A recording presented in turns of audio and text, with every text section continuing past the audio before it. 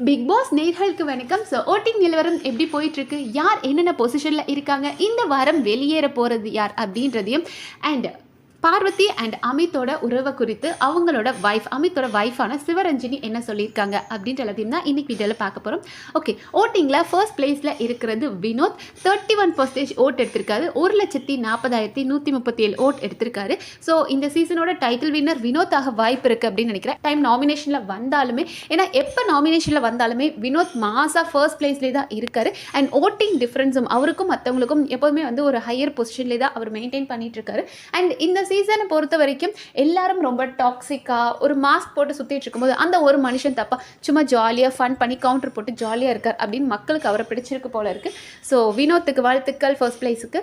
And அடுத்ததாக Sabarinathan 17% vote வாங்கியிருக்காரு. 80,888 vote வாங்கியிருக்காரு. தேர்ட் பிளேஸில் கமருதீன் 15% ஓட் எடுத்திருக்காரு. 69,215 ஓட் வாங்கியிருக்காரு. அண்ட் ஃபோர்த் பிளேஸில் சாண்ட்ரா 13% இருக்காங்க. 62,856 ஓட் வாங்கியிருக்காங்க. அண்ட் ஃபிஃப்த் பிளேஸில் எஃப்ஜே 8.5% வாங்கியிருக்காரு. 38,388 ஓட் வாங்கியிருக்காரு. அண்ட் அடுத்ததாக வியானா 7% ஓட்டு தான் வாங்கியிருக்காங்க. 33,106 ஓட் வாங்கியிருக்காங்க. அண்ட் லீஸ்ட் பொசிஷனில் இருக்கிறது ரம்யா. 27,057 ஓட்டு தான் வாங்கியிருக்காங்க. ஸோ இந்த வாரம் லீஸ்ட் பொசிஷனில் இருக்கிற 2 பேர் அப்படின்னு பார்த்தோன்னா ரம்யா அண்ட் வியானா தான். ஸோ ரம்யா இத்தனை நாள் வந்ததே நமக்கு எப்படின்னு தெரியல, என்ன கோட்டாவில் வந்திருக்காங்கன்னே தெரியல. பல நேரங்கள் சும்மா தான் இந்த வீட்டில் இருக்காங்க. ஆனால் அதை சொன்னால் அவங்களுக்கு கோபம் வருது பாருங்கள், அதுதான் எனக்கு எக்ஸ்ட்ரீம் ஷாக்கே. உங்களுக்கே தெரிய வேண்டாமா இந்த வீட்டில் மற்றவங்க எந்த அளவுக்கு பெர்ஃபார்ம் பண்ணிகிட்ருக்காங்க, நம்ம ஒன்றுமே பண்ணலை அப்படின்னு. ஏன்னா போன வாரம் அந்த கேரக்டர்லாம் பண்ணாங்க இல்லையா, அதிலெல்லாம் ஒன்றுமே பண்ணல ரம்யா. பல நேரங்களில் அவங்க கத்திக்கிட்டே இருந்தாங்களே தவிர அவங்க கேரக்டராக எங்கேயுமே இல்லை. அதுக்காக ஜெயிலுக்கு போய் உட்காந்துருந்தாங்க இல்லையா, அப்போது அவங்களுக்கு ரம்யா நல்லா பெர்ஃபார்ம் பண்ணாங்கன்னு சாண்ட்ரா சொல்கிறாங்க, வியானா சொல்கிறாங்க. எனக்குலாம் பயங்கர ஷாக்கிங் இருக்குது. டே, நாங்கள் ஏதாவது வேற உலகத்தில் இருக்குமா, நீங்கள் ஏதாவது வேற உலகத்தில் இருக்கீங்க, ரம்யா எங்கடா பெஸ்ட்டாக பண்ணாங்க, ரம்யாக்காக சாண்ட்ரா ஓட்லாம் வேற பண்ணாங்க ரம்யா பெஸ்ட்டுன்னு. ஸோ இந்த அளவுக்குடா இப்படி முட்டு கொடுப்பீங்க அப்படின்ற மாதிரி இருந்தது. அண்ட் அதை ரம்யா ஒத்துக்கிறாங்க. எனக்கு தெரியும் இந்த வீட்டில் நான் என்னெல்லாம் பண்ணியிருக்கேன், டாஸ்க்லாம் நான் எப்படி பண்ணியிருக்கேன்னு எனக்கு தெரியும், என்ன யாரும் சொல்ல வேண்டாம் அப்படின்னாங்க. தயவு செஞ்சு இந்த வாரமாவது ரம்யாவை அனுப்புங்கடா, நாங்களும் பல வாரமாக யோசிச்சுட்டு இருக்கோம் ரம்யா போயிடுவாங்க. ஆனால் அந்த செவரு பலரின் காவு தான் வாங்கிட்டு இருக்கு. ஸோ இந்த வாரம் டபுள் எவிக்ஷன் இருந்தது அப்படின்னா ரம்யா அண்ட் வியானா போக வாய்ப்பு இருக்குது. அண்ட் வியானாவை எடுத்துக்கிட்டோம் அப்படின்னா இனிஷியல் டேஸில் பாயிண்ட்ஸ் பேசினாங்க, நல்லா அவங்க கேம் போயிட்டு இருந்தது.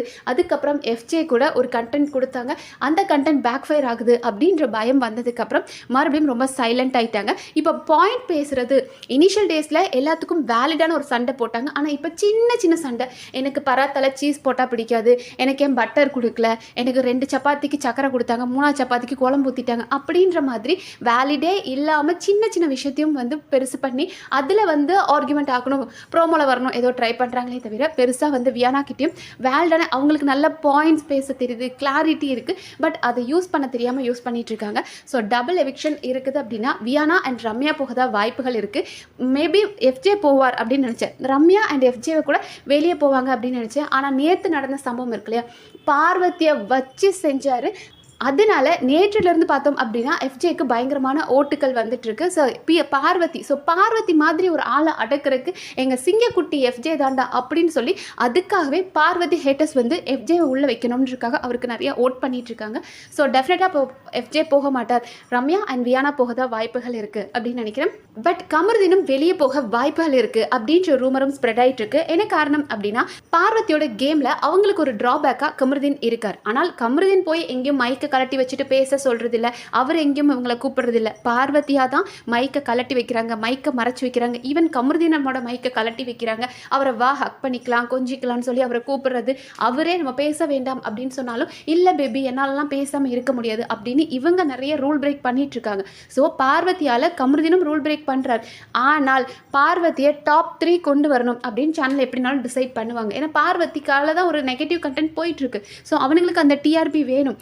அப்படி அப்படின்றதுனால பார்வதி அண்ட் கமருதீன் பண்ணுற தப்புனால எல்லாரும் ரெட் கார்டு கொடுங்க, இந்த பிக் பாஸ் ஷோ எப்படி இருக்குது, டெய்லி யாராவது ஒருத்தங்க அவங்கள போட்டு கிழிச்சிக்கிட்டே இருக்காங்க, என்ன இந்த கேம் இவ்வளோ மோசமாக போயிட்டுருக்கு அப்படின்ற மாதிரி பேசிகிட்டு இருக்காங்க. ஸோ கமருதீனால் பார்வதியோட கேம் அஃபெக்ட் ஆகக்கூடாது, டாப் 3 பார்வதி வரணும் அப்படின்னா இந்த லவ் கண்டென்ட்டை விட அவங்க கேமில் கான்சன்ட்ரேட் பண்ணி அதில் ஏதாவது ஒரு கண்டென்ட் கொடுத்தா நல்லாயிருக்கும் அப்படின்றனால கூட சேனல் இதை பண்ணலாம், பார்வதிக்கோட பலிக்கடாவாக கமருதீனை ஆக்கும் வாய்ப்புகள் இருக்குது அப்படின்றாங்க. பட் நமக்கு இப்போ தெரியாது, நமக்கு என்ன ஒரு 2 டேஸில் அது கன்ஃபார்மாக அந்த நியூஸ் யார் அப்படின்றது தெரிஞ்சிடும். அண்ட் பார்வதி அண்ட் அமித்தோட கேஸ் நடந்தது இல்லையா நேற்று. ஸோ அது வந்து ஓகே, பார்வதி என்ன சொல்லியிருந்தாங்க அப்படின்னா, ஒரு கல்யாணம் ஆன நபர் கூட என்ன சேர்த்து வச்சு பேசுகிறாங்க அப்படின்னாங்களே, அந்த கல்யாணம் ஆன நபரோட ஒய்ஃப் இப்போ அதுக்காக ஒரு ட்வீட் போட்டிருக்காங்க.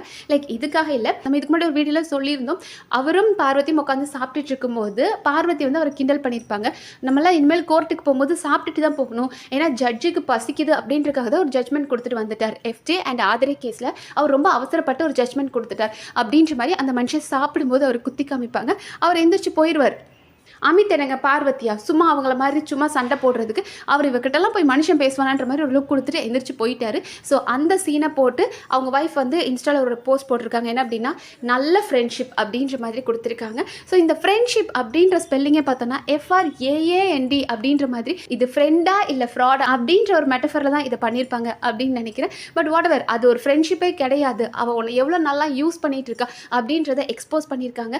எனக்கு ஒரே ஒரு ஆசை தான், இந்த ஃப்ரீ ஸ்டாஸ்க்கு வரைக்கும் எப்படியாவது அமித்தும் வந்துட்டாருன்னு வைங்களேன், வெளியே இருந்து ரஞ்சினி வந்து பார்வதி யாருன்ற உண்மை முகத்தை கிழிச்சு பார்வதிக்கு 4 டோஸ் கொடுத்துட்டு போனாங்க அப்படின்னா நல்லா இருக்கும் அப்படின்னு நினைக்கிறேன். அண்ட் பார்வதி நேற்று என்ன கேஸ் கொடுத்தாங்க, ஒரு கல்யாணம் ஆன ஆண் கூட தன்னை சேர்த்து வச்சு பேசுகிறாங்க அப்படின்னாங்களே, ஆனால் அது பார்வதியை எத்தனை இடங்களில் பண்ணியிருக்காங்க.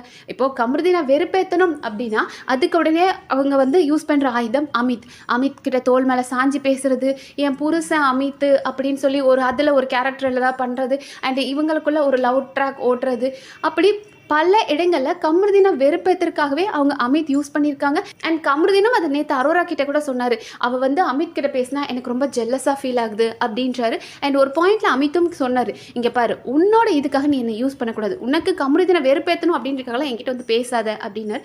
ஆனால் பார்வதியை பல இடங்களில் அதை பண்ணிட்டு நேற்று கேஸாக வேற அதை போட்டு ஜெயிச்சிட்டாங்க. பார்வதியை விட மோசமான ஒரு நபர் அப்படின்னா எனக்கு கேட்டால் சாண்ட்ரா தான். ஏன்னா சாண்ட்ரா இன்னைக்கு லைவ்ல கூட பார்த்தோம் அப்படின்னா கனி மைக் போட மறந்துட்டாங்க. ஸோ கனி மைக் போடாதது எல்லார்கிட்டையும் போய் சாரி கேட்டுட்டு அதுக்கப்புறம் அவங்க கிட்ட இருக்க நல்ல விஷயங்கள் சொல்லணும், இதுதான் அந்த வீட்டில் இருக்க பனிஷ்மெண்ட். ஸோ ஒவ்வொருத்தர்கிட்டையும் போய் சொல்லிட்டு இருக்காங்க. அதே மாதிரி தான் சாண்ட்ரா கிட்டையும், சாண்ட்ரா நீங்கள் உங்கள் குழந்தைகள் மேலேயும் உங்கள் கணவர் மேலேயும் வச்சிருக்க அன்பை பார்க்கும்போது நல்லா இருக்குது அப்படின்ற மாதிரி சொல்லிட்டு இருக்காங்க. சாண்ட்ரா அவங்கள எட்டி கூட பார்க்கல, அவங்க பாட்டுக்கு மேக்கப் போட்டுட்டு இருக்காங்க, ஆண் எதுவுமே கேட்கல. ஓகே, நீங்கள் மேக்கப் போட்டுட்டு இருக்கும்போது உங்களுக்கு டிஸ்டர்ப் ஆகுது, நீங்கள் அவங்க ஃபேஸை பார்க்க வேண்டாம், அட்லீஸ்ட் அவங்க சொல்லி முடிச்சதுக்கப்புறமா ஓகே கனி நான் உங்களை மன்னிச்சிட்டேன் போங்க அப்படின்றது கூட எதுவுமே சொல்லலை. அவங்க பாட்டுக்கு ஏதோ கல்லுக்கிட்ட பேசுகிற மாதிரி உட்காந்துட்டு இருக்காங்க. எனக்கு புரியல, எதுக்கு உங்களுக்கு இவ்வளோ வன்மம்.